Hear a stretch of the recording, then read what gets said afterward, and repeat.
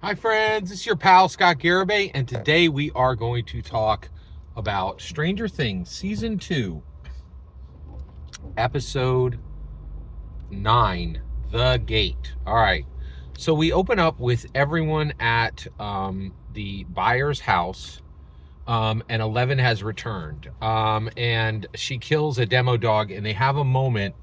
Actually, she kills what the shadow monster has sent to Will Byers' house. Okay.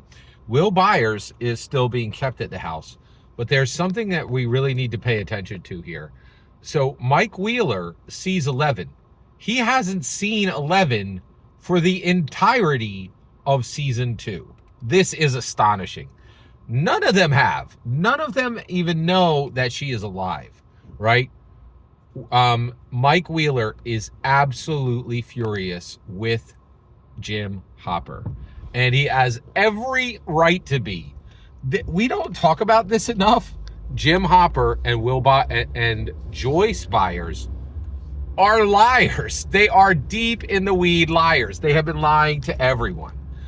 Jim Hopper has been lying to everyone that 11 is not alive, and Joyce Byers lied to Bob Newby for the entirety of her relationship. Never really told him what was happening in Hawkins, never read him in, and brought him in at the last moment when she needed his help, and he died. Her lies cost him his life. Nancy's lies cost Barb her life. Lies suck. Lies really kill people, right? Like, and this is, and I think Stranger Things is the biggest streaming show in the world. I cannot stress this enough. This show is a template that literally every multi-billion-dollar movie and every multi-billion-dollar entertainment conglomerate is trying to build. They're trying to match this, right? They're trying to get this to work, right? And what's wild is it's really incredible. Like, it is a thing where its level of success is incredible. And one of the reasons why is the Duffer Brothers put some really deep things in here. And I think one of the biggest themes this year is you can lie to people, but don't think it's going to work. And we do get this a lot in America. One of the biggest ones today is, it's really wild. There are a lot of people who are lied to about their parentage. They're never, told who one parent is.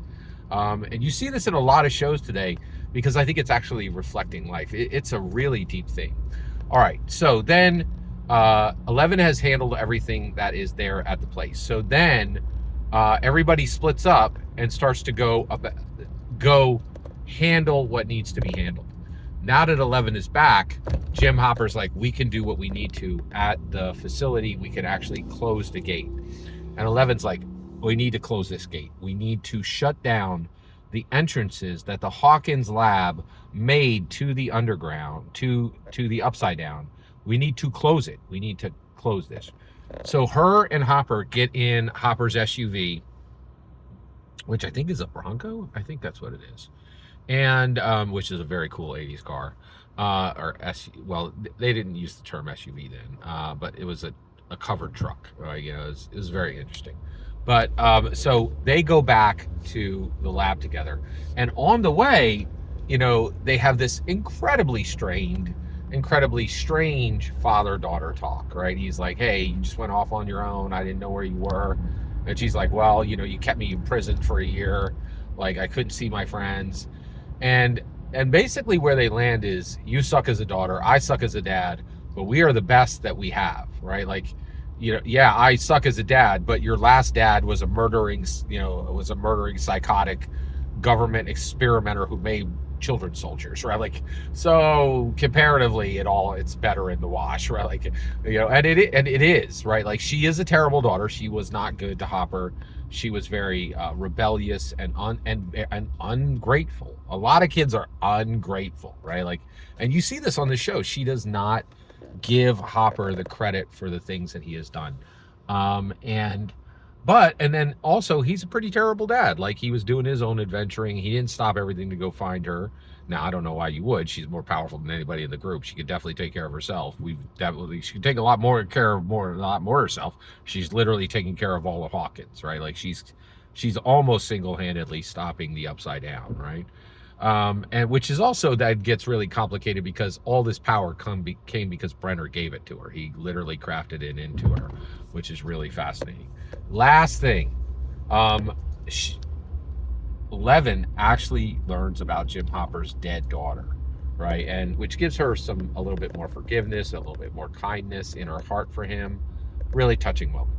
Every single word you just heard in this video is my humble opinion. Nothing more, nothing less. The important part is when I get to hear your humble opinion. When you get in the comments and send your trash, please consider liking, subscribing, and have a fetch millennium.